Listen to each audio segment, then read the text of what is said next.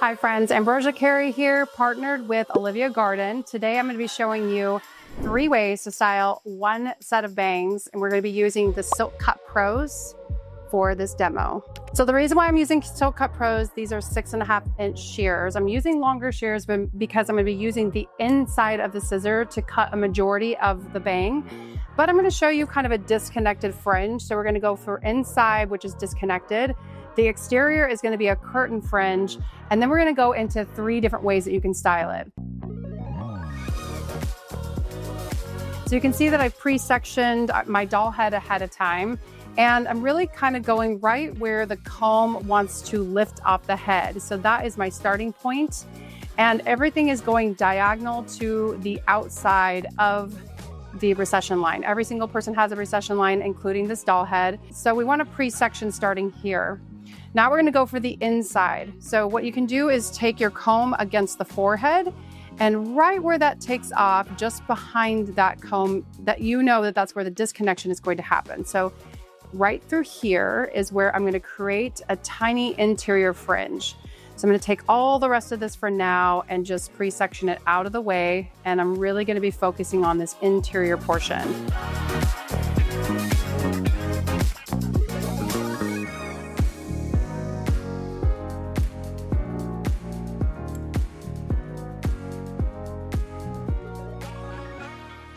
Now that we have the interior portion sectioned out, I'm going to be starting at the very center.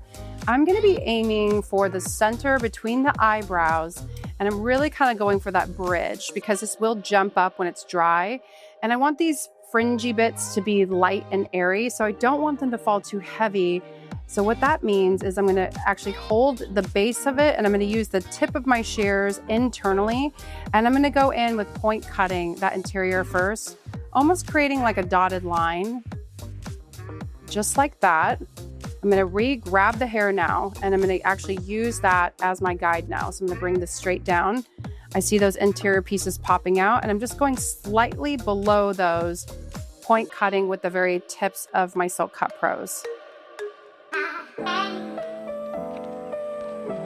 Okay, now that we finished this, we're bringing the sides into the rest, and I'm going to actually just grab the very outside of that fringe and mirror what I just did, but I'm going to over direct this hair to 3/4 eyebrow. So I really want to aim for the exterior pieces to fall where that 3/4 eyebrow is. That's what is going to help develop my short to long. And again, I'm point cutting all the way through. So if you actually bring these out, you can see where this is going to jump up, and you're going to have a nice full look. And this is going to be that disconnected piece I was talking about. So I'm going to do the exact same thing on the other side. I'm jumping over, and I'm going to grab the outside section of that middle fringe. I'm going to bring that right over to that 3/4 eyebrow, and I'm using this as my guide, point cutting through. And I'm just going to stand in front and make sure that everything is lined up from side to side. That feels great. And now I'm going to drop that external fringe down. So the piece that we pre-sectioned ahead of time, I'm just going to go ahead and drop that down.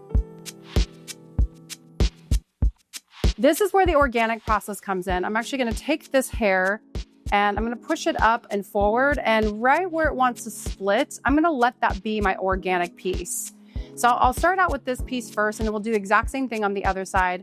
This section right here through the center is going to be my guide for the rest of her curtain fringe. So depending on how much you want that curtain fringe to swing out determines how short this piece is going to be. I want this to be a little bit heavier because I'm going to show you 3 ways of styling it. So I'm actually going to be aiming right above the top of her nose. I'm going to take this entire middle section through here, make sure I get some of that out of the way, resection with the finer part of my comb, aiming toward right above the nose there. And again, I'm going to go in and point cut. And the way I'm going to point cut this time is I'm actually going to go at a slight angle so that I make sure that I'm actually creating a little bit of a triangle. This doesn't have to be perfect. I'll show you how to go through this later on, but you should be left with something that looks like this. Now I'm going to take this exterior piece that I just cut with the rest of that fringe on the outside. I'm gonna grab everything into my hand just like this. And my fingers are gonna go past this point. I'm now cutting with the inside of my SilkCut Pro. So I'm gonna open my shear all the way. I'm gonna guide the hair inside of it. And I'm gonna wait until I come to that point for the inside of the shear. I'm now gonna just slightly close my shear as I walk it out. And you can kind of see that I'm doing open and close, but never closing my shear all the way. I'm just gonna walk it all the way through, just like that. So we're gonna do the exact same thing on the other side. I'm gonna jump over to this side now, grab this exterior piece, a portion of what I just cut. I'm gonna grab all of this through, guide everything to the side of the face, right where I want that to live. Bring my fingers past that point, open my shears from the inside, wait until I'm at that point. I'm gonna stop and I'm gonna go ahead and just open and close slowly and keeping my angle the same, holding everything in the same place. I'm now gonna check for balance. So I'm gonna step in front of my subject. And obviously if you're doing this on a client, you just turn the head toward you. But I'm gonna bring everything straight down over the nose. And now I'm looking for balance. So this part's shorter through here. I'm just gonna point cut, kind of chip into this to balance that out. And then this side has a little bit of a steep pitch. So I'm just gonna soften that steep pitch through there. And we'll do the same thing for the other side. Just make sure that there's a bit more softness here than there was on the other side. So I'm just gonna square that up a bit. One last step I wanna do before I start blow drying is I wanna transition that shorter disconnected piece to that longer disconnected piece. So right through the center, my finger's gonna guide toward the nose. I'm gonna pick that section up. I'm gonna now elevate. So I'm elevating until I can see that bottom piece on the bottom of my fingers, that top piece on the top through there. And all I'm gonna do is chip in with the tips of my shears to connect those pieces through. I'm gonna repeat that again through the other corner. And I'm gonna do the same thing on the other side. The trick with this is you wanna make sure that you're over directing this piece to the center of the nose again. You don't want to have a traveling guide. You wanna have a stationary guide for this because you wanna keep your short to long guide. I'm gonna do the same thing on this other side here. Over the nose and short to long to bring that all together. So now it looks like a heavier bang, and this is where we can use this to our advantage because you actually still have disconnection through here. If you look at this, when you bring it down, it's quite a bit longer than this piece here. But this is where you get to have fun.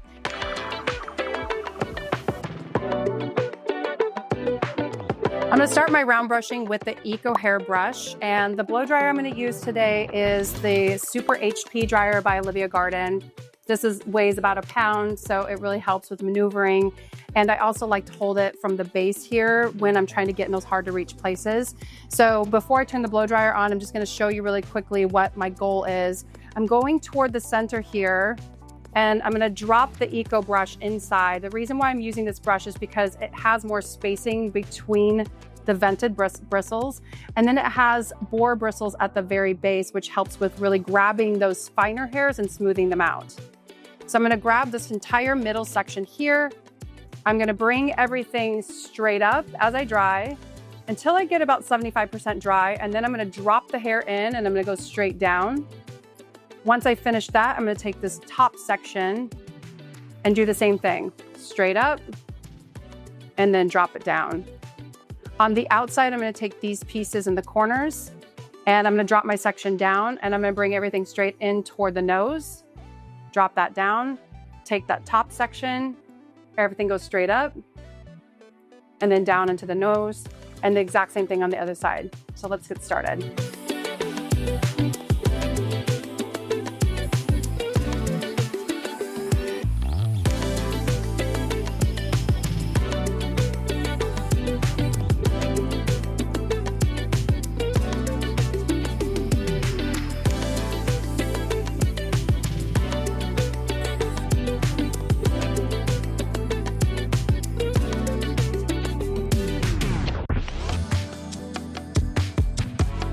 Okay, so I just finished with the EcoBrush. I'm just kind of placing these pieces to the side. You can see with that type of round brushing with the EcoBrush, it gave lots of lift through the center. It gave fullness through the top here. That's where you can create the illusion that you have a heavier bang. And then through the sides here, this gives lift and transition, and the pieces actually fall a little bit more softly around the face. They don't go in toward the face and they don't go away from the face. So you really see the emphasis. This is really nice when you're wanting to do the bubble bath bangs or when you're really wanting to emphasize structure around the face, but you really don't want to go in and style the rest of the style. This is more of like a showstopper, like I'm trying to make a statement. The interesting part about it is that nobody knows by looking at this that is a completely disconnected fringe. So the next thing I'm going to show you, I'm actually going to go in with a wider round brush now. I'm going to use a wider round brush now, and this is the NanoThermic brush by Olivia Garden. It does have some bristles on the outside, and you can see that it's treated with ceramic, ionic, and tourmaline technology. So this can withstand more heat, and it also really helps with control. What I'm going to do differently this time is I'm going to focus on this fringe collapsing, and I'm going to round everything away from the face to give it more of that curtain fringe feel. So again, I'm going to iterate what I'm doing, and then I'm going to go through and blow dry it. I'm taking this entire section through here, and I'm going to grab it with this round brush. I'm going to bring everything in toward the center of the face, and I'm going to build the shape through here. And then when I bring it interior this way, this is going to help get collapsed down because I'm adding heat in so that collapses this piece down through here. I'll do the same thing on this side, bringing my brush toward the middle of the nose with my brush on the very top, draw everything in and collapse that down. And then we'll have a really exaggerated curtain fringe through here. And if I need to, I'll take this very interior piece with my round brush. I'm just gonna pop up a little bit of lift so that way this sits nice and light and fringy, and that will complete that sort of fringe as well.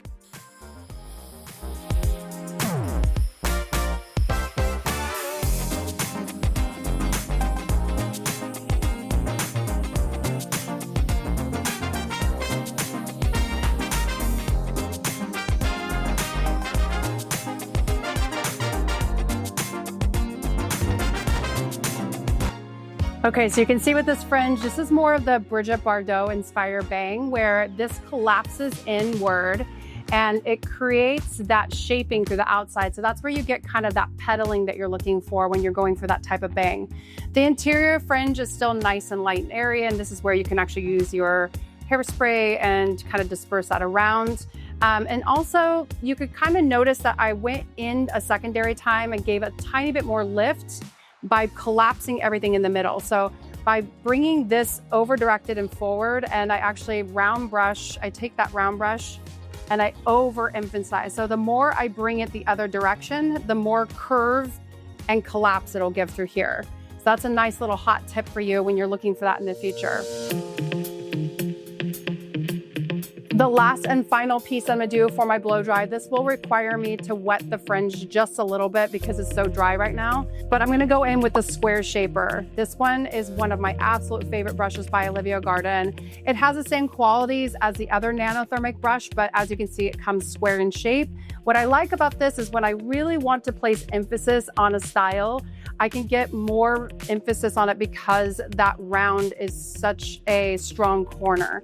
So you can also get more flat. So I'm gonna go for flat on the interior. I'm gonna walk you through what I'm gonna do really quick. I'm gonna re-wet just the inside of the hair through here, and I'm gonna take that fringe that's disconnected, and I'm gonna really work on the flat through here. So I'm gonna get this really straight so it's not so bouncy and bubbly. And then I'm gonna take this entire top fringe that is re-wet down. I'm gonna leave the exterior just the way that it is right now, but I'm gonna go into the emphasis that I was just showing you, where I'm gonna go really in, but then I'm gonna go through lift, and I'm just gonna lock that in place, and I'm gonna add heat to it. When I release it, you're gonna see what happens, that I get a lot more petaling, and I get a lot more control through here. So everything's gonna be straighter, flatter, heavier, and more designed for that really interior straight fringe through the center, and a lot of pillowing that happens through the outside. So we're gonna do that right now.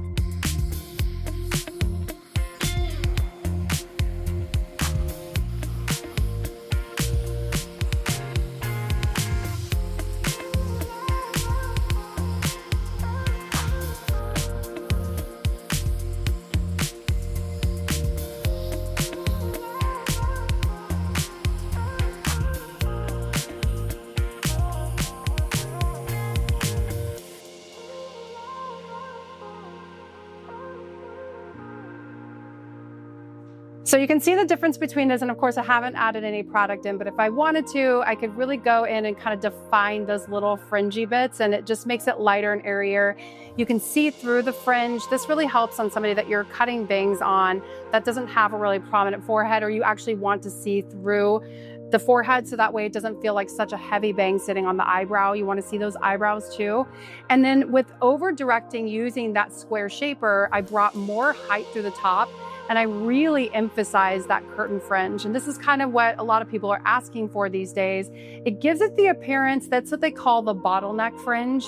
And it's the same fringe, it's just styled in a different way. Hopefully you had some takeaways today, and this left you with inspiration on how you can style your next fringe. I will drop the 3 different brushes down in the link below, and I'll also make sure that I add the SilkCut Pros. I use a 6.5 inch shear, but they do come in different sizes. And of course, they are for both wet and dry hair. Comment below, let me know what other videos you might like in the future. And I want to thank you again for hanging out. See you soon.